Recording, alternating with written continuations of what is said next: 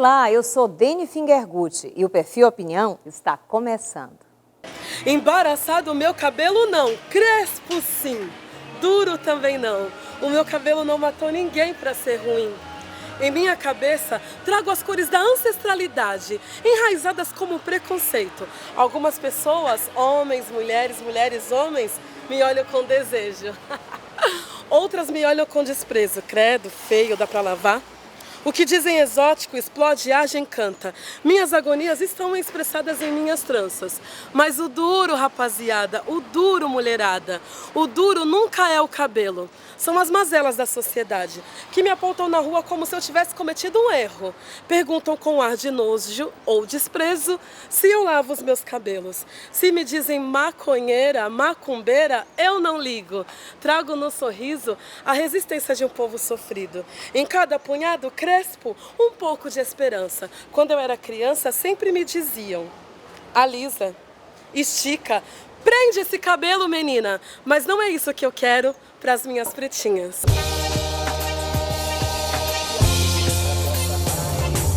Segue a rima louca, difundindo minhas ideias. Preta rara tá na casa, hip hop nunca para. Pro paz eu digo sim, pra guerra eu digo talvez. Se tiver finalidade nobre, tô com vocês. Quando nos dedos, as guerreiras de verdade. A coragem que mantenho, não dá chance pros covardes.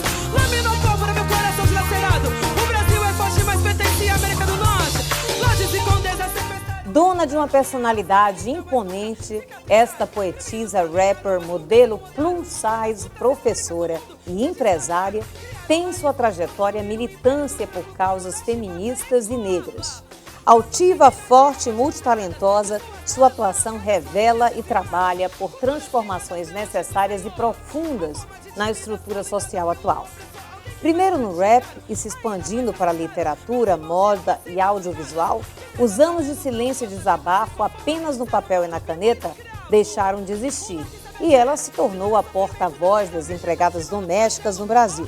Sua fala incomoda e, nas suas palavras, quanto maior o desconforto, melhor, porque é justamente através do incômodo que as mudanças acontecem. E é com Preta Rara que eu converso hoje aqui no Perfil e Opinião. Preta, é um prazer ter você aqui em Terras Baianas, né? E aqui no nosso Perfil Opinião também. Sim, estou muito feliz pelo convite. Como é que você chegou aqui nas Terras Baianas, então? Sei que você andou passando por aqui bastante tempo, né? Chegou desde quando? Isso, eu estou aqui desde o comecinho de fevereiro, vim um pouco antes do Carnaval. Vim participar da Beleza Negra lá do Ileaê. Pude realizar um sonho de adolescente, né, de infância, de cantar naquele lugar. E aí de lá acabei ficando até depois do Carnaval e estou indo embora daqui a pouco. Pois é, né? Mas o que te foi fazendo ficar mais ainda, né, ligada à questão da sua própria militância dentro desta área, né, feminista e todas as causas que você tem de alguma forma, empreendido através da literatura, do rap, de vídeos que você produziu, tudo isso a gente vai ver aqui no programa, né? Sim. Então, aqui na Bahia, como é que foi isso para você? Que impacto e que impressões te geraram? Sim. Bom, aqui existem várias mulheres de luta, de existência, de persistência, que vieram muito antes de mim, né?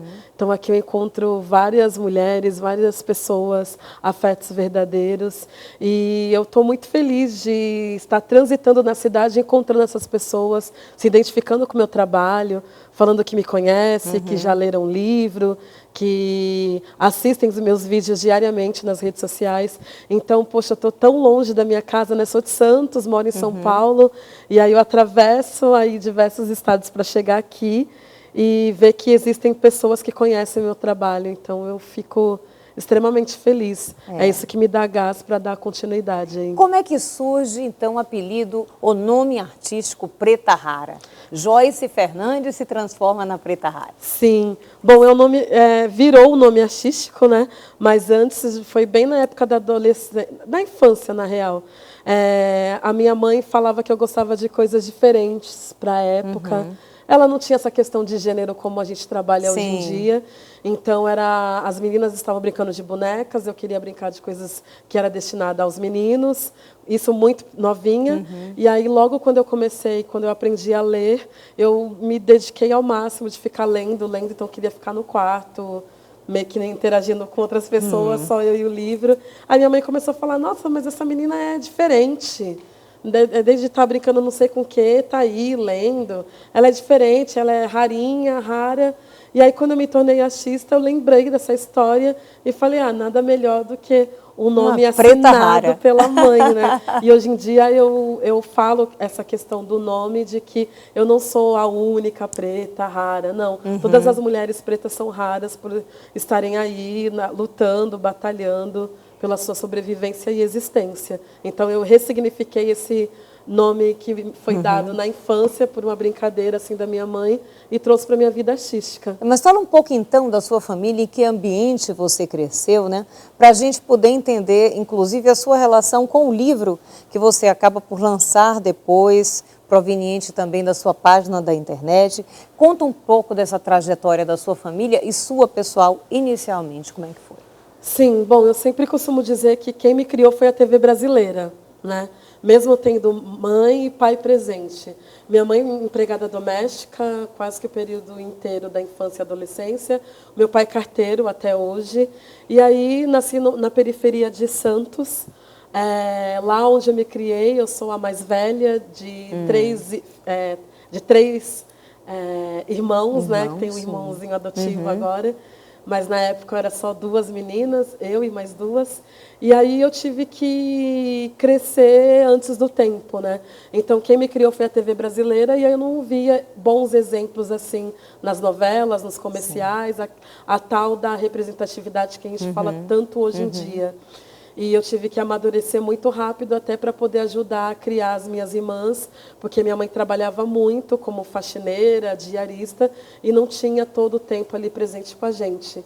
Então eu cresci nesse ambiente, estudei em escola pública, e aí já no 6º ano do ensino fundamental, eu comecei a entender que eu era diferente e que as pessoas que tinham a mesma tonalidade, né, a mesma cor de pele que a minha também eram diferentes no meio da sociedade. Recebia um tratamento diferenciado. E aí eu fui tentando entender o que era tudo isso. E, obviamente, sofreu muito com isso também, né? Sim, né? Eu costumo dizer que a minha infância é a infância de qualquer pessoa preta que nasceu no Brasil. Passou pelas mesmas dificuldades na escola, com a questão do racismo, de falar para o professor que está sendo ofendida e falar, não liga, é brincadeira. Não, imagina. Ou, às vezes, acontecia até dos professores entrar na brincadeira e dar risada e se omitir. Então, foi toda essa infância. E aí, quando chegou no processo do ensino médio, eu já resolvi que realmente eu queria ser professora de história. E sabia que a minha família não teria condições de arcar com os meus estudos. E foi muito louco esse processo, porque em 2002 já existia o Enem, né? Sim. Só que os professores não falavam que se você fizesse aquela prova, você poderia alcançar e ingressar numa universidade pública. Então, eu termino o ensino médio sem saber que que a universidade pública também eu poderia ter acessado. E aí, termino o ensino médio, chega no momento de procurar emprego, né? Sim. E aí eu demorei muito tempo para entender que currículo com boa aparência também nunca era personificado numa pessoa igual a mim. Então, eu via muitos anúncios lá na cidade de Santos. Precisa-se de recepcionista com boa aparência. Com boa aparência. Mas isso ainda existe, ainda se coloca esse tipo de anúncio com boa aparência. Com boa aparência, né? Boa aparência para quem, né? Quem, Aí vai entrar no campo filosófico gigantesco de o que é belo, né? Então, eu entreguei diversos currículos na cidade e não me chamavam para trabalhar. E eu lembro que eu tinha o sonho de ir toda combinando a bolsa, combinando com o cinto, combinando com o sapato. Eu queria trabalhar numa loja de roupa, atendente de consultório odontológico, que naquela época tinha até cursos para essa profissão. E entregava diversos currículos e não me chamavam. E aí, nesse mesmo momento, eu já cantava rap. Eu fui convidada pela Educafro, que é um cursinho pré-vestibular para negros e carentes, para me apresentar na aula inaugural desse cursinho. E aí, antes de eu me apresentar, estava rolando uma palestra no qual um senhor, o professor, falou que as pessoas negras no Brasil não poderiam entregar currículo com foto. E aí eu fiquei extremamente incomodada com essa fala, né? Falei, nossa, mas que preconceituoso, como assim? Só que aquela frase, ela ficou ecoando por dias em casa. E aí eu fiquei assim, não, mas espera aí, eu entreguei diversos currículos e não me chamaram. E o currículo era com foto. Então, vou fazer uma experiência de entregar currículo sem foto para ver. E aí, entreguei currículo sem foto. Na próxima semana, já recebi diversas ligações. Aí, chegava lá, via a tal da boa aparência, que nunca era personificada numa pessoa igual a mim, e eu não conseguia emprego. E aí, o único lugar que me receberam de braços abertos, inclusive até hoje, se eu precisar trabalhar, o primeiro trabalho que está sempre ali, disposto para as mulheres pretas, foi o trabalho doméstico. Sim, dentro dessa experiência, eu queria que você contasse um pouco como é que foi para você e a sua percepção, que naquele momento já era bem diferenciada, por já estar consciente dessa situação e por ser uma pessoa que desde cedo mostrou, digamos, essa tendência à leitura, né? Que aí vem a questão da própria educação, né? Então, nós temos um vídeo. Vamos ver o que é perguntado no vídeo para você. Vamos ver. Uau. Salve, salve, Preta Rara. Eu sou Vânia Dias, apresento um programa de cultura da casa e fiz questão de participar aqui dessa edição do Perfil Opinião para dizer que eu tenho uma empatia muito grande com sua história. Eu venho de uma história semelhante também, de uma família em que praticamente tia, avó, mãe, todo mundo foi ou ainda é trabalhadora doméstica. E a gente sabe que essa ocupação, esse trabalho tem classe, tem cor e tem gênero. Então, em sua grande maioria, hoje a maior categoria profissional do país, não por acaso, de mulheres e de mulheres negras. Como é que você vê a questão da educação como peça fundamental na transformação e na ascensão dessas famílias? Nós já somos resultado de uma geração que desvia o previsível. E ainda temos muita estrada, muito desafio pela frente, com certeza. Mas hoje a gente vive uma crise da educação e acho que essa crise precisa ser abraçada por todas e todos na sociedade, para que isso não seja algo dado como hereditário. Se você é filha de doméstica, você vai ser doméstica e seu filho também será. É isso, a Vânia, né, falando ali muito bem. E eu acho que isso... Como é que foi? Você se identifica com essa história aí também dela? Sim, total. Eu sou uma pessoa que gosta muito de estatísticas, né? Que às vezes fica no campo do... Então vamos aí ao campo também da estatística, né? Para a gente ter ideia de números aqui, né? Isso, porque as pessoas ficam achando que é uma história contada, uma história criada, e não é. São os dados. Segundo o Diese de 2013, são 8 milhões de trabalhadoras domésticas. Desses 8 milhões, 78,8% são de mulheres pretas. E aí, como muito bem disse a Vânia, né? É uma profissão que ela tem classe, ela tem gênero e cor. Já está dado, né? Então, e para nós mulheres pretas, é como se fosse realmente uma profissão hereditária. No meu caso também, minha avó foi empregada doméstica, minha mãe foi empregada doméstica, e o que sobrou para eu foi ser empregada doméstica. E aí, quando eu falo o que sobrou, é pelo simples fato da questão de não ter mesmo opção, né? Há várias pessoas, quando eu comecei a falar da minha história, trazer a minha narrativa, a minha experiência enquanto trabalhadora doméstica, falaram, mas é uma profissão como qualquer outra. Não é uma profissão como qualquer outra no Brasil. E por que não é uma profissão como qualquer outra? Não é uma profissão como qualquer outra, porque não existe tratamento humanizado dentro desses lares. E eu também, com meus 34 anos, não vejo ninguém desejando isso para o seu filho, né? Nossa, olha, eu vou investir na educação pesadamente, vou investir na educação do meu filho, porque quando ele crescer, ele vai saber limpar e organizar tudo isso. Não é assim que funciona. As leis trabalhistas ainda são megas falhas. Nós tivemos um avanço há 2 governos atrás, um grande avanço com a PEC das domésticas, mas hoje a gente está na ladeira aí do retrocesso, que vale salientar, deixar, como eu gosto de dizer, deixar mega escurecido que o atual presidente foi o único que não assinou a PEC das domésticas quando era parlamentar. Então, a gente vê que os direitos estão aí em ladeira abaixo, né? Então, A grande questão, como a Vânia falou também, é a questão da educação. Educação. Né? A educação, porque... E também não é somente a educação, porque eu, quando procurei emprego, eu tinha o ensino médio, mas também não consegui acessar. Demorou um tempo para conseguir acessar a universidade, né? Mas a educação é fundamental, porque todas as mulheres que eu conheci na vida, com a minha pesquisa do trabalho doméstico, todas as trabalhadoras domésticas, quando eu pergunto para elas o que elas querem ser da vida, qual a profissão do sonho, nunca é ser trabalhadora doméstica. Algumas acabam falando que, não, mas eu gosto e tal, porque já está tão enraizado que muitas das vezes também não percebem as violências que sofrem, né? É igual aconteceu comigo. Apenas em 2016 que eu parei para analisar que os 7 anos que eu passei no trabalho doméstico, eu vivi diversas opressões. E eu, mesmo em 2016, já com uma cabeça diferente, já com conhecimento, já era professora, não tinha parado para abrir essa gaveta e perceber as violências que eu já tinha vivenciado, que são mega naturalizadas, né? Uhum. Pois é, a gente vai ter bastante oportunidade para falar sobre isso daí, mas você foi uma pessoa que passou, como você disse, 7 anos, né? Dentro de um emprego doméstico, e lá dentro como é que apareceu essa oportunidade, já que provavelmente você trabalhava o dia inteiro e tinha muito pouco tempo para se dedicar ao retorno aos estudos? E deixar também o trabalho de empregada doméstica significa para você, ou significaria para você, abrir mão de um rendimento mensal que, de qualquer maneira, estava ali te auxiliando, né? Como é que você ingressa, então, na universidade? Sim, eu ingressei na universidade em 2009, ainda sendo empregada doméstica e diarista, né? Sim. Eu sempre falo empregada doméstica e diarista porque eu trabalhava de segunda a sexta numa única casa, mas sábado e às vezes domingo eu fazia faxinas avulsas.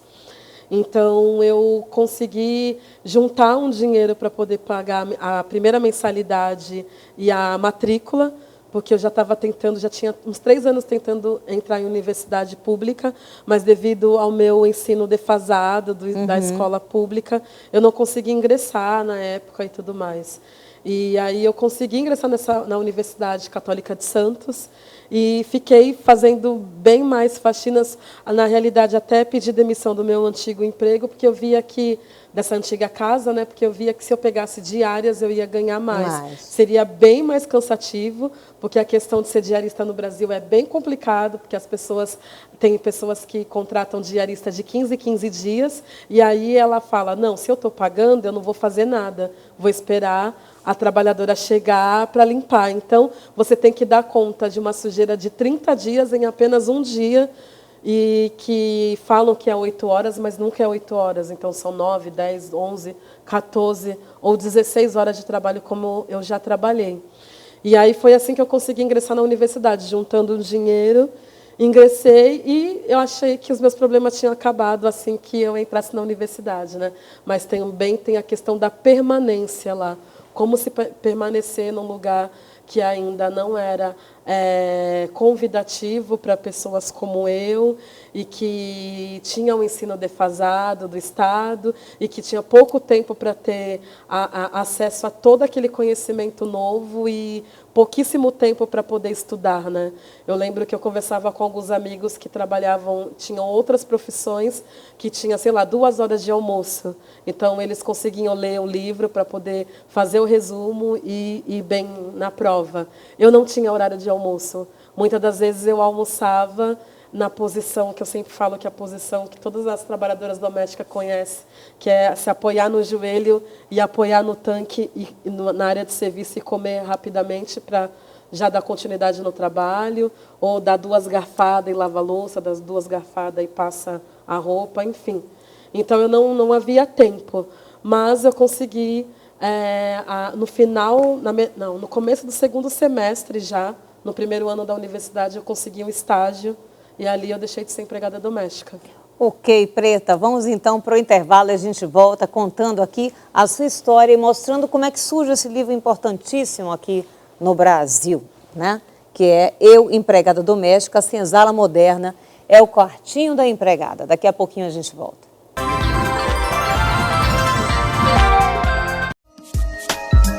Tô cansada Jornada do embranquecimento do Brasil.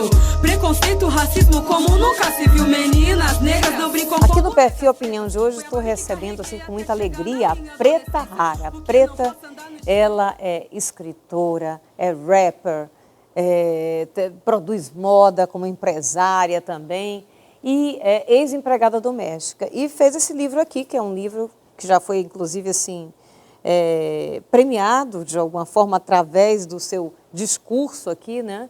E mais premiado ainda no coração de muitas e muitas mulheres, principalmente, que ocupam esse cargo no Brasil, né, de empregada doméstica. Então, é este, Eu, Empregada Doméstica, a Senzala Moderna, é o quartinho de empregada, não é isso, Preta? Sim. Como é que surge, então, esse livro? Bom, em 2016 eu expus uma realidade minha de ter sido empregada doméstica durante 7 anos. Eu falei para as pessoas que me seguiam nas redes sociais, né, no Facebook, que estava vindo com muita força algumas memórias que eu ia começar a escrever sobre isso. E aí ali eu coloquei o meu relato referente ao meu último emprego na cidade de Santos, no qual eu fui contratada para ser cozinheira, só que eu não podia me alimentar da própria comida que eu fazia, e aí eu levei marmita, né, porque já que eu não podia, né, aí eu não podia comer do que eu fazia, eu levei marmita. E aí, no dia que eu levei marmita, a minha ex-patroa recebeu uma convidada, ela fazia muita reunião de negócio em casa, e essa convidada até hoje, não sei por que ela entrou na cozinha e me viu comendo no pote na área de serviço. E aí perguntou por que eu estava comendo no pote, por que eu não comia na mesa. Aí eu falei que não podia, enfim. E aí a minha ex-patroa me mandou embora. E ela falou que, além de eu ter... que eu fiz ela passar vergonha perante a convidada dela. Vergonha é atitude, né? Enfim, aí eu expus isso na internet. No mesmo dia, bombou as minhas redes sociais, de muita gente comentando. E ainda falei assim, galera, se caso alguém já tenha passado por isso no passado, vamos utilizar a hashtag Eu Empregada Doméstica, porque aí eu consigo ler outros relatos. Mas sempre falando no passado. Porque até então, em 2016, eu já não era mais empregada doméstica, meu último emprego era 2009, e ninguém da minha família não era mais trabalhadora doméstica, então eu perdi o contato. Aí eu achei que em 2016 as coisas já tinham avançado. E aí, pela minha surpresa, não. As pessoas falavam, ontem eu não pude utilizar o elevador social, o elevador estava quebrado, e eu tenho 73 anos, eu tive que subir até o 8º andar de escada, chegando lá ainda tive que trabalhar. Minha mãe passou por isso, minha tia passou por aquilo. Então, eu vi que tinha uma lacuna gigantesca sobre esse assunto do trabalho doméstico, no qual ainda tem esse ranço colonial, né? Onde os patrões acreditam severamente que as trabalhadoras domésticas são de propriedade privada deles. E aí eu comecei a pesquisar sobre isso, criei a página, e aí pesquisando eu vi que realmente, claro, existiam outras mulheres que já falavam sobre isso antes de mim. Porque foi muito rápido. Criei a página num dia, 3 dias viralizou, estava dando entrevista para a BBC de Londres, várias mídias internacionais. Aí passou quase... Em tão pouco tempo, Preta? Em uma semana. Uma semana. Foi uma semana. Porque passaram 4 dias, aí a mídia brasileira falou, nossa, existe trabalhadoras domésticas vivendo nessas condições. Aí foram fuçar, saber, me entrevistar, enfim. E isso a página Teve já algumas bombando. coisas também que me impressionaram, assim, de uma pessoa que você recebeu, por exemplo, um relato, que fez uma cópia da chave, né, de cada quarto, Sim. do banheiro, etc., porque passava por uma situação onde o empregador, né, dizia que ia para o trabalho, mas na realidade voltava para casa para assediá-la. Sim. Né? Sim. E muitas outras coisas. Sim, são diversos relatos. Relatos de assédio sexual, de violência. De não poder ir ao banheiro durante horas e horas e horas do dia, porque não tinha dependência de empregada. Sim, né? de não poder se alimentar. Tem uma parte na página que eu chamo de anúncio abusivo, que eu recebo esses anúncios abusivos até hoje. Por exemplo, trabalhadoras para trabalhar 8 horas por dia, com salário de 420, 430, 380 por mês. Então, existe ainda esses anúncios abusivos que eu posto lá na página. E aí, tudo isso acabou... Eu sou historiadora, né? E na parte da história, eu gosto muito da questão da oralidade, até por conta da minha ancestralidade. Os meus ancestrais se comunicavam dessa forma. E aí, eu percebi que... Eu falei, não, esses relatos não podem ficar somente nas redes sociais. Até pelo fato que a rede social ela tem um prazo de validade, né? Os pesquisadores falam que é no mínimo, aí, no máximo 10 anos para cada rede social. Eu falei, gente, tem uma riqueza gigantesca aqui de relatos, de denúncias, e se deixar de existir essa rede social, como que vai ser? Falei, não, vou reunir alguns desses relatos e escrever um livro. E aí, esse livro aqui, são esses relatos? Conta um pouco mais. Então, o livro são relatos enviados na nossa página, relatos anônimos, né, que eu demorei um tempinho para entender isso, porque no começo da página as trabalhadoras enviavam os relatos e eu postava com o nome delas, elas perderam emprego, algumas quase que foram processadas. Aí alguns advogados que acompanhavam a página começou a me dar conselhos e falar, não, você não pode expor as trabalhadoras, não coloca o nome.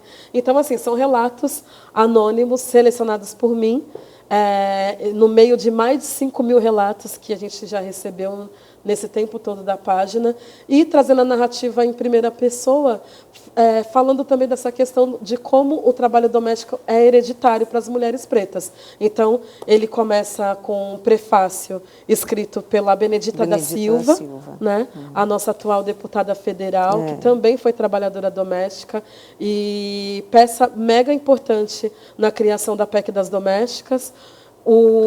Ela escreveu a orelha do livro, o prefácio é a Taína Aparecida Silva Santos, que é uma grande amiga minha, historiadora também, que no caso da Taína, ela contrariou as estatísticas, né?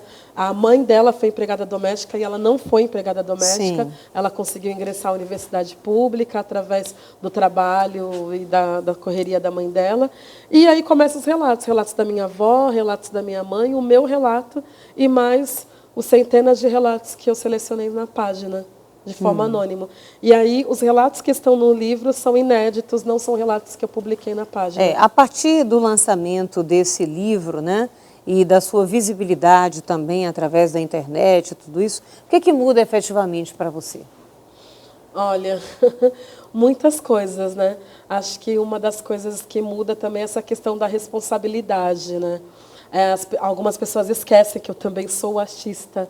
Eu não sou somente escritora, pesquiso sobre o trabalho doméstico, porque é uma parte importante da minha vida, da vida de outras mulheres, mas eu acho que essa questão da responsabilidade, e muitas das vezes as pessoas acham que eu vou ter o poder de transformar e de mudar tudo. Não, não é só eu, né? Acho que é uma junção de fatores e junção de pessoas para entender que realmente nós vivemos esse ranço colonial e que esse ranço tem que ser quebrado a todo momento. E isso do lado da direita, isso do lado da esquerda. Preta, quem é que mais tem comprado realmente seu livro? Você tem essa... Não tenho essa estatística, essa ideia? Essa estatística eu não tenho. Mas está sendo muito bonito e eu estou ficando muito feliz com os lançamentos que eu realizei já em diversas cidades, de chegar e ter as trabalhadoras domésticas lá. Foi no ano passado que você lançou, sim, né? Sim. 2019. Isso, de chegar e ter trabalhadoras domésticas lá. E é tão louco assim, porque nos lançamentos, quando eu chego, eu já sei quem são as trabalhadoras domésticas. Porque elas agem quase que da mesma forma que eu agia, assim, sabe? Com vergonha de chegar nos lugares, de vergonha... Como se determinados espaços públicos não fossem permitidos, sim, né? Sim, porque os olhares impõem também muito, né? Essa questão é até algo que eu lembro que eu fiquei compartilhando muito na internet, um meme que falava que não adianta você ter mestrado e doutorado e não dar bom dia para o porteiro, né? Então, não adianta nada você ter mestrado e doutorado e não conversar com as trabalhadoras domésticas, não perceber que o trabalho delas é de extrema importância também. Então, nos lançamentos tem ido bastante trabalhadoras domésticas e eu estou muito feliz. Esse ano eu terei diversas atividades em sindicato das trabalhadoras domésticas pelo Brasil afora. Maravilha, né? Eu acho que principalmente o seu exemplo de vida, que foi o de determinação e vontade de fazer história, que era uma coisa que você queria desde criança, né? Estudar, etc., dentro dessa área. Daí... Só uma questão também, que quando, de deixar aqui escurecido, a questão de que quando falam da minha história, quando narraram a minha história lá desde 2016 por conta da página, falaram muito essa questão da meritocracia, né? Como se as oportunidades fossem iguais para todas as mulheres pretas, e não é. Né? Eu consegui ingressar na universidade muito tarde, diferente de outras pessoas que acabam o ensino médio e já conseguem ingressar. Então, para deixar bem claro que essa questão da meritocracia, porque se fosse por mérito e fosse de vontade, com certeza já teríamos uma presidenta, mulher, trans, né? Porque existem várias que estão aí na correria, estudando. Então, essa questão da meritocracia sempre é algo que eu falo, que não é somente a força de vontade, né? A gente vive essa lacuna gigantesca, que é o racismo, que nos mata, nos aniquila. As mulheres negras, elas estão sempre no máximo das estatísticas do feminicídio, da violência contra a mulher, da violência obstétrica, da falta de acesso. Pois é. Eu quero que, assim, você nos fale também, você está falando assim, não sou só escritora, eu faço outras coisas e tal. A gente sabe que você ensinou, pelo menos, não sei se ainda ensina história, né? Você ainda exerce? Não, eu dei aula até 2016. Dei aula durante 6 anos no ensino fundamental e ensino médio. Bem, e aí o que foi se transformando também? Quer dizer, seu lado artístico, sua veia poética e como rapper também, né? Foram se... de alguma forma, tomando importância grande na sua vida, né? Como é que surge tudo isso daí? Porque desde criança você já gostava de ler, de escrever, de fazer poesia. Sim. Seu pai, principalmente, já te estimulava, já dizia, pô, como ela sabe fazer rima, deixa aqui mostrar para ela alguns caminhos, que existem outras coisas também, não foi isso, Pedro? Isso, sim. Desde a adolescência eu já gostava de escrever. Eu lembro que o meu grande refúgio era o papel e a caneta. Então, as coisas legais, as coisas boas e as coisas não tão boas eu também colocava no papel. Mas foi lá para os 20, 21 anos que eu comecei a juntar um grupinho de meninas lá em Santos e formar o Tarja Preta, que foi a minha primeira experiência no rap, né? Porque também teve uma fase que eu cantei na igreja, já fazia aula, fiz 2 anos de piano na igreja e tal, mas a vida profissional artística no hip hop foi a partir dos 20, 21 anos com o Tarja Preta, que foi uma grande escola para mim também, de entendimento, de autoestima, de entender que voz é poder, que microfone é poder. E aí, nesse momento, também me trouxe essa ansiedade de querer falar por diversas plataformas, que é o que eu faço hoje, né? Pois é, falando de uma plataforma, você criou um episódio na websérie Nossa Voz Ecoa, Sim. Né? Que foi realizado por você em 2018, que são 10 episódios, ficaram disponíveis no canal Preta no YouTube. Sim. É isso? Estão lá até hoje, todo mundo pode ver, né? E quero que você fale um pouquinho a respeito dele e para a gente também ter uma ideia. Aliás, vamos ter uma ideia antes desse rapidamente do que é e depois a gente fala do que se trata exatamente. Sim.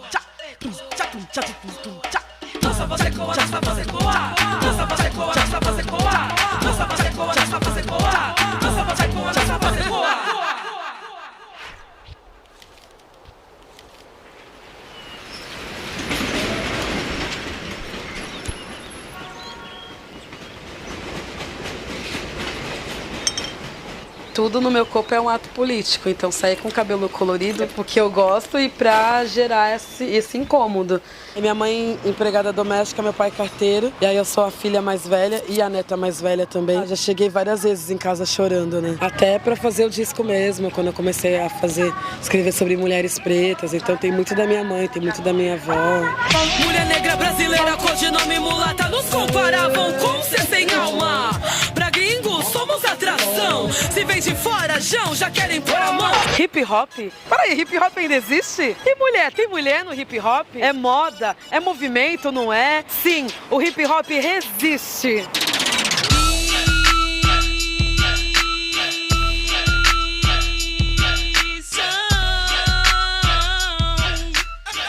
O que eu acho forte e contundente, mulheres se encontrando com mulheres e fazendo suas paradas acontecer, sem ficar esperando o homem dar um axézinho, ó, cola aqui pra cantar ou vem aqui. Deu um boom na cabeça de várias meninas, várias adolescentes. De quebrar mesmo, de quebrar, vixe, fogo na Babilônia, tá ligado? Menina pretinha, exótica não é linda. Você não é bonitinha, você é uma rainha. A pessoa pode ter todo empoderamento dentro de casa, mas quando você sai fora de casa já é uma sociedade em cima de você, então você não tem como reagir. Era a hora do almoço, eu estava morrendo de fome, porque eu já estava cozinhando desde cedo para minha patroa. Só que eu acabei esquecendo de levar os meus talheres, e ela sempre falava que eu era tratada como se fosse da família. Aí eu parei para pensar, oxe, quando eu vou almoçar na casa da minha filha não tenho que levar os talheres? Por quê? Porque a senzala moderna é o quartinho da empregada. Pois é, né? Essa foi chocante, levar os próprios talheres. Estou impressionada, primeira vez que eu ouço isso aí. Né? Se já somos tratada como se fosse da família, né? Essa frase, acho que é a que mais dilacera assim, a questão da vida das trabalhadoras domésticas. Porque por muito tempo eu acreditava realmente que era tratada como se fosse da família. Uma mensagem de duplo vínculo, né? Sim, esquizofrenizante. Porque aí você pensa em denunciar, você pensa em cobrar, aí ela vem com uma blusa, com um brinco, com um agrado, que aí você fica, não, né? Mas vamos voltar aí para esse assunto daí também, porque você chegou a ganhar um prêmio também com Nossa Voz Ecoa, né? Vencedora do prêmio Melhor Sampa Série, né? E é uma série que está aí, mostrando, como você disse, você vem para incomodar. Através desse incômodo, se espera gerar uma reflexão nas pessoas, uma mudança, uma reflexão e uma mudança realmente nas pessoas, né? E o rap serve muito a isso, assim, se é que eu posso falar de um estilo, né, musical, né, dentro da contestação, da reflexão das situações. Sim, o hip hop, que é a cultura, né, periférica, me transformou e me fez chegar até aqui, né? Então foi através das músicas de rap que eu escutava antigamente, como Racionais, que falava o seu cabelo é bonito, o turbante é bonito, ou Nega Giza, quando eu escutei pela primeira vez, pela autoidentificação imediata por ser uma mulher preta, gorda, falando nas músicas como ela fala, chegou a negra na parada, exige o respeito. É tipo, nossa, quem é essa pessoa, né? Eu também quero escrever, também quero falar dessa forma. Porque até então, antes de conhecer mulheres que faziam rap, eu só escutava os homens. Então, eu escrevi, até a minha escrita era diferente. Eu estava lendo que, inclusive, quando você se apresentou pelas primeiras vezes, você ia de calça larga, blusão largo. Quer dizer, uma outra... Era. Né? Porque no começo as mulheres tiveram que se masculinizar para poder ser aceita no movimento, né? O hip hop ainda ele é mega machista, porque ele está inserido na sociedade que também é machista, né? Então, eu queria que realmente as pessoas que frequentavam, a maioria homens, escutassem as minhas ideias e não somente o meu corpo, ficar vendo se é bonita ou não, enfim. Então, por isso, por conta dessas vestes na época, né? E aí, depois, foi mudando com o tempo. Então, vamos fazer o seguinte, para a gente ir agora para o intervalo, você falou assim, queria que as pessoas me ouvissem. Então, você pode, assim, declamar para a gente, não como rap mesmo, mas alguma das suas reflexões ou uma poesia, e aí a gente já vai para o intervalo. Sim, Audácia, que é o nome do disco. Que a gente vai falar no próximo bloco. É isso. Força, determinação, várias noites em claro, revezando o meu trabalho, preta raros aliados. O que conquistei, que concretizei, são resultado das barreiras que eu mesmo quebrei. Sou fruto daqui, coração, corpo, mente, alma, espírito nativo, a flora e a fauna. Quebro concreto, não sou objeto, tenho palavra demais para manter o dialeto guerreira. Brasileira, minha arma, microfone, munição, papel, caneta e o meu fone. Quem quiser parar, ficar aí, eu vou me adiantar. Sempre tive força de vontade, mantenho pulsação, série sadia, não quero miséria, panela vazia, orgulhosamente rimando com sentimento. Preta Rara agradece a todos, 100%, lutei e não desacreditei. Preta Rara está aqui mais uma vez para dizer que lutei.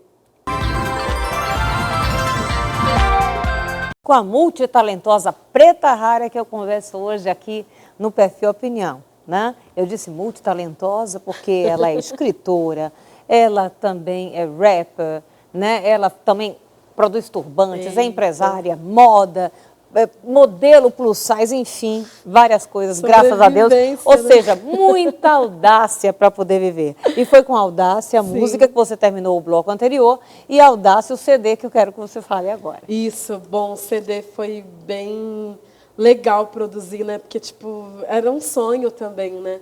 E aí eu lancei o disco em 2015, por isso que é importante também as políticas públicas, né? Eu lancei o disco através de um edital da minha cidade, de incentivo à cultura, que eu consegui produzir o disco em 2015, morava em Santos, gravei em São Paulo, na época eu já dava aula, e foi uma correria total, mas era para ser da forma que saiu, assim, quase que eu chamo o meu disco de uma autobiografia, que não é só minha, né? Por isso que de tantas mulheres se sentirem identificadas, principalmente as mulheres pretas, as mulheres gordas. Agora, você aparece também quando você, eu acho que abre o show do Criolo, é isso? Ah, sim. Aí Não, então, essa questão do Criolo foi em 2013. Isso, eu era do grupo Tarja Preta. Em 2013 eu tinha terminado o grupo, né? Porque cada integrante foi fazer outras coisas, não dava mais para conciliar. E aí eu tinha avisado para a galera da minha cidade que o grupo tinha acabado, avisei na internet, a galera, não, mas não pode. E aí eu falei que ia parar de cantar. E aí o Criolo, eu já conhecia ele já tinha me visto cantando em uma escola lá em São Vicente, no litoral de São Paulo. E o DJ, né, o DJ Dandan, que canta com ele, me ligou perguntando se eu ia no show. Aí eu falei, pô, eu não vou, porque esgotou os ingressos que o Criolo ia cantar na minha cidade. Aí ele, não, imagina, coloca o seu nome na lista. Enfim, eu fui. E aí eu sou muito fã do Criolo. E aí eu fui para assistir o show, estava lá na frente, berrando, sem voz, quando alguém da produção dele veio com uma lanterninha, assim, jogando na minha cara, e falou, você é Preta Rara? Eu falei, sim. Ela, então, o Criolo tá te chamando, você canta na próxima música. Aí eu falei, mas como assim? Foi a primeira vez que eu cantei rap com banda, né? Sim. Porque geralmente me apresentava com DJ, depois eu já tive até uma banda e tal. Mas naquela época, não. E aí foi isso, em 2013 eu cantei com ele, foi o meu maior público na minha cidade, em Santos, tinha 3.000 pessoas. E aí ele lá tanto no show e quando ele deu entrevista, ele falou da importância dos artistas locais, da galera conhecer os artistas locais, não valorizar só quem vem de fora. E aí, saindo desse show, a gente teve uma conversa longa assim, no camarim, meio que quase uma briga, ele falando que não era para eu parar de cantar. Eu falei que não ia voltar a cantar, porque não daria para eu cantar sozinha. E ali ele me ajudou, enfim. E aí, em 2015, eu lancei meu disco sozinha. Pois é, já que a gente está falando de Criolo, vamos ver aí o presente que ele deixou de mensagem para você. Salve, salve, família. Licença para chegar. Hoje é um dia especial. Meninas negras não brincam com bonecas pretas. É isso, dia de homenagear essa grande escritora, arte educadora, professora e ponto de luz por onde passa, chega. A gente abre um sorriso e a gente aprende. Preta Rara de Santos pro Brasil e pro mundo. Mana, você é demais. Crescimento brutal, empreendedora, uma artista completa, uma comunicadora. Usa da sua voz, da sua energia, da sua luz para oferecer reflexão. Palavras fortes, contundentes, mas necessárias. Mas hoje é dia de celebrar a sua vida, a sua existência e a alegria que é poder ser teu amigo. Vamos que vamos, mano. Daquele jeitão, hein? Você é demais. Vamos que vamos, num país extremamente racista, numa sociedade que ainda não entendeu que tem que rever a história do Brasil e oferecer às nossas crianças o acesso à história real, de como tudo isso aqui foi construído. Você se faz cada vez mais necessária, minha irmã. Axé, axé, axé, alegria, sorriso no olhar, que só você tem. Ó, beijo no teu coração, minha mana.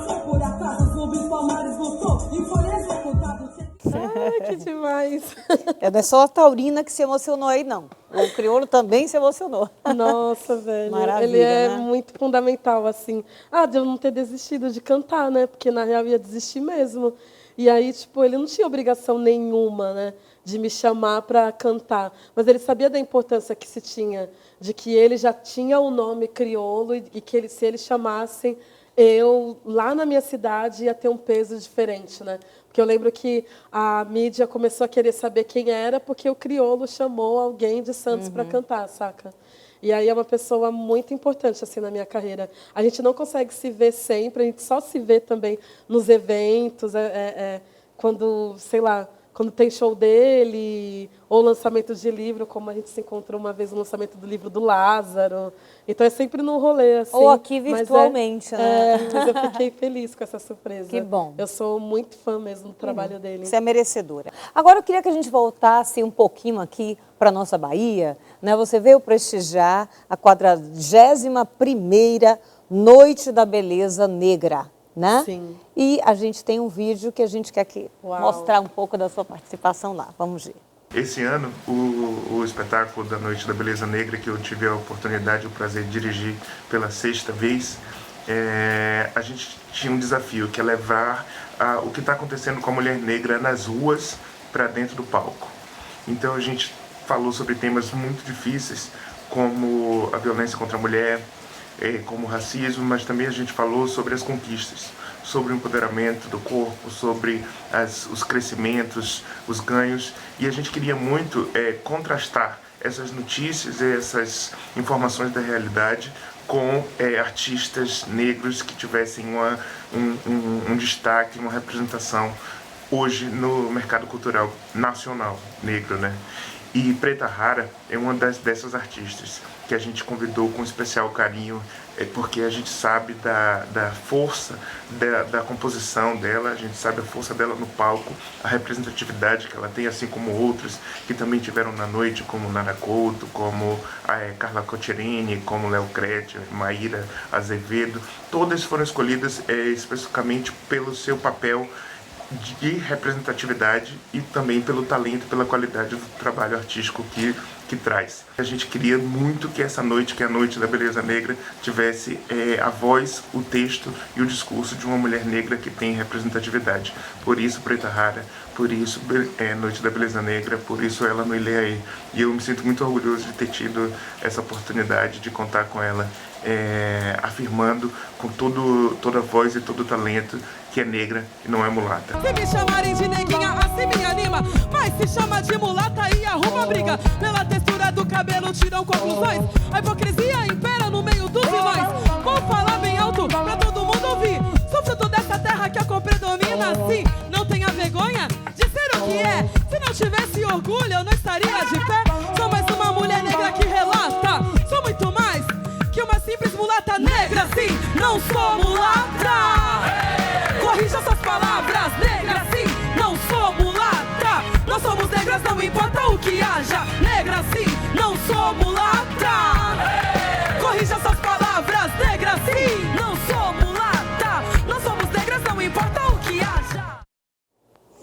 Pois é, vimos aí um pouquinho você no palco também, a possibilidade de participar do Beleza Negra, né? Sim, Elise, maravilhoso.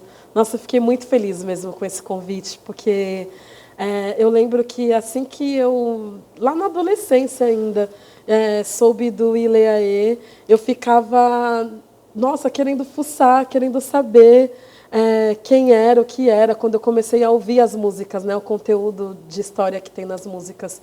Eu lembro que quando começou a ter exibição pela online, né, pelo Facebook. E aqui a TVE, a gente está sempre mesmo lá presente no Beleza Negra. Sim, sim. Uhum. E aí, quando eu recebi esse convite, eu fiquei muito feliz mesmo. Mega que bom, né? Maravilha, né? Uma noite realmente incrível, né? Incrível. Pois é.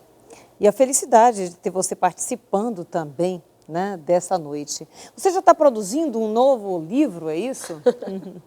Então, eu recebi um convite da minha editora, da editora Letramento, para escrever para as crianças. E aí será o meu grande desafio de 2020, assim.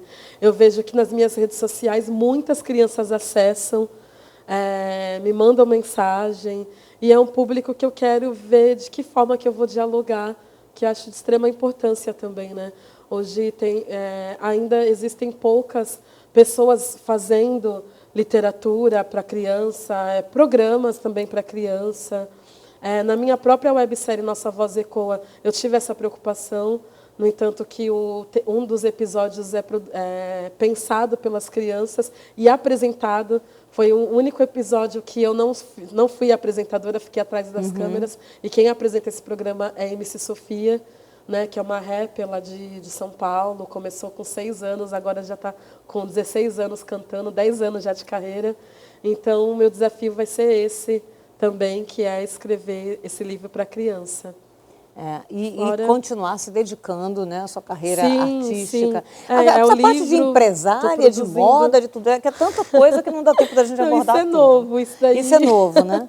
Isso daí é novo. A gente tá Mas eu acho uma coisa fantástica, porque além de tudo que você faz, que é um movimento que traz também essa autoestima e esse reconhecimento, né? Sim. E se assumir como você falou, modelo plus size, etc. Ou seja, isso é bonito também, né? De ver. Então, isso é uma realidade, sim. porque, por exemplo, essa venda dessa magreza excessiva é algo totalmente artificial e para pouquíssimas pessoas. Sim, fiquei muito tempo esperando emagrecer para ser feliz, esperando emagrecer para ter alguém do meu lado, sabe? E eu vejo que eu falo sobre isso muito nas redes sociais e eu recebo muitas mensagens de várias mulheres que tentaram se matar porque não aguentava mais a pressão estética. Então, essa questão pensando nessa questão de marca, é porque as mulheres me veem com as roupas e falam, nossa, onde você comprou? Eu quero também, porque todo mundo quer estar bem, todo mundo quer se sentir Aí você está produzindo bonita. isso, Preta? E aí estou no projeto, logo, de todo fazer mundo isso, saberá. Né? Bem, então vamos ver aqui, como se diz na Bahia, algumas pretas retadas que deixaram um presente para você. Vamos ver. Eita. O que falar de Joyce Preta Rara, essa mulher que é professora, historiadora, cantora, rapper. Ela é pra mim uma enciclopédia, é alguém que eu aprendo, que eu me inspiro, que eu busco informações, é alguém que eu olho e tenho como referência. Joyce, pra mim, é uma daquelas mulheres que deveriam ser eternizadas, mas na verdade ela já se eternizou através das suas músicas, através do seu livro Eu, Empregada Doméstica. Ela é uma mulher que eu tenho o maior orgulho de poder chamar de amiga. Pra mim, Joyce é uma grande referência. É uma mulher preta que deveria ter sinônimo de resistência, porque é o que ela é, resistente, resiliente e alguém que não desiste de seguir em frente. Salve Joyce Preta Rara! Aê, Salvador, salve, salve! Eu sou Doralice Bia Ferreira. E a gente tá muito feliz de vir aqui falar dessa deusa, dessa rainha Preta Rara, nossa amiga, família. Ela é maravilhosa demais, é suporte, é carinho, é afeto, é com quem a gente passou ano novo, é nossa amiga de contar fofoca.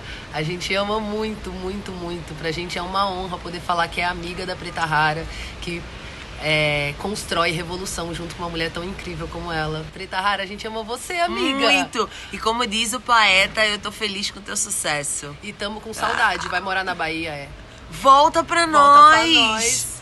Um cheiro, amiga, muito sucesso, brilha muito. Ama. Você é necessária. Nossa, que surpresa, meu Deus.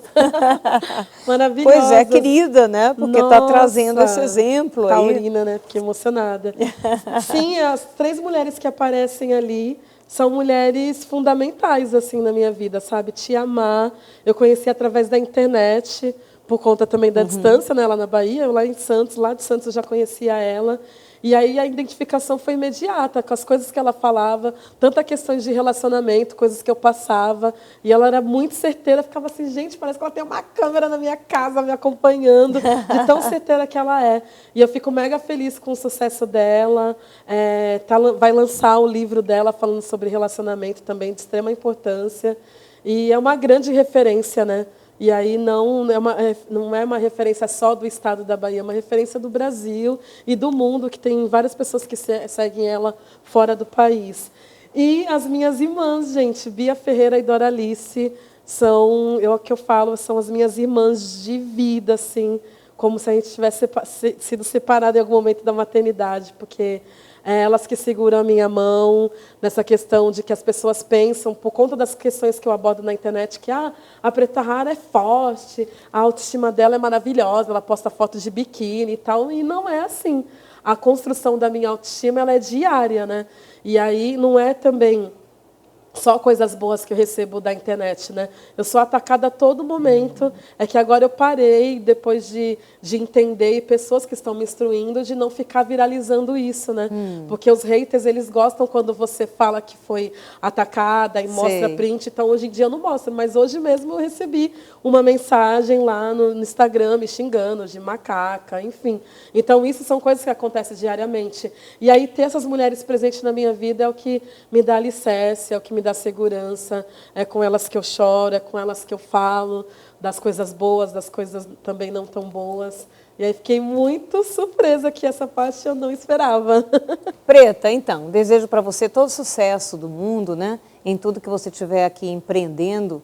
E um sucesso, sim, um dia para o Brasil, poder chegar a essa equanimidade, a essa igualdade, né? Entre todas as pessoas, de oportunidade mesmo, para que a gente possa superar e realizar os nossos sonhos, sejam eles quais forem. Tá? Grata pela sua participação e parabéns. Poxa, muito obrigada. Esse ano eu vou lançar, estou nesse projeto do livro, como eu falei, estou produzindo o disco novo e quem vai produzir é a Bia Ferreira e também estou produzindo o clipe da música nova Cabelo Bom, Kadai Rodrigues e Joyce Prado, 2 cineastas mulheres pretas lá de São Paulo. Maravilha. E você que não, por acaso ainda não conhecia, adicione aí a Preta, né, as suas redes sociais para poder seguir e ver o que ela está falando, que tem muita importância mesmo. A gente está encerrando aqui o Perfil Opinião de hoje. A gente volta semana que vem, se Deus quiser e Ele quer. Beijão para vocês, para Preta também. É isso. E até a semana que vem. Tá na casa, hip hop nunca para. Pra paz eu digo sim, pra guerra eu digo talvez. Se tiver finalidade nobre, tô com vocês. Quando nos dedos, as guerreiras de verdade. A coragem que mantenho, não dá chance pros covardes. Lamina o povo no meu coração dilacerado. O Brasil é forte, mas pertence à América do Norte. Lordes e condesas sequestraram, estupraram minha raça que é linda, mas nunca cicatrizaram. Primidos caminharam, mas nunca se acomodaram. Muitas lutas históricas no mundo se destacaram. Criaram raiz, construíram o império dos brancos, coro da chibata ecoava. Cantos de milhões de almas dilaceradas, de suas terras arrancadas, famílias dizimadas, culturas queimadas pelo dito Senhor. A forma de intimidação lidada pelo opressor. Alguém que mais tarde chegaram, ainda mais assustaram. Ver os irmãos de almas sendo arrancadas. Riquezas a menos não o bastante pra se conformar. Ser um morto-vivo ou escravo. Um lar que sabe até de dor e sofrimento da vida vegetativa do flagelo. Dentro de minha alma canta os meus ancestrais sempre no fronte, guerreando contra o capataz. Sagas e voraz, um paquito de sangue